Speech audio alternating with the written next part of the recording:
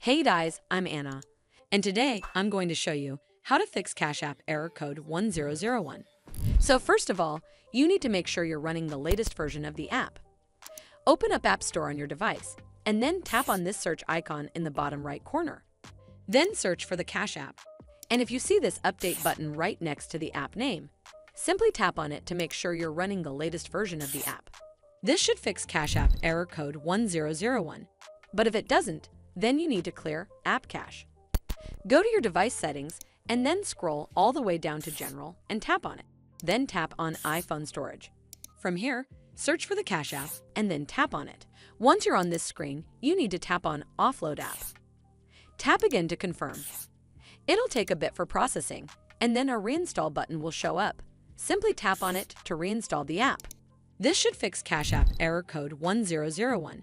But if it doesn't, then open up Cash App on your device and then tap on this profile icon in the top right corner. From here, you need to scroll down and tap on Support. Over here, you need to tap on something else. Once you're on this screen, scroll down and tap on Cash Card. Again, scroll down to the bottom and tap on Contact Support, and then click on Not About a Transaction right over here. Once you're on this screen, tap on Chat at the bottom to contact Customer Support Official. Now briefly explain the issue to the Cash App representative.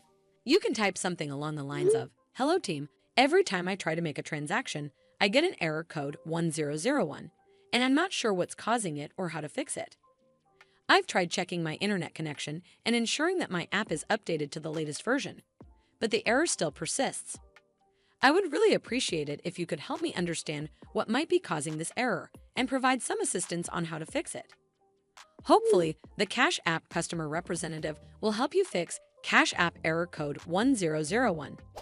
I hope you found this video helpful. And if you did, make sure you give this video a super thanks by clicking on this heart icon to help support the channel, and don't forget to hit that subscribe button. We'll see you in the next one.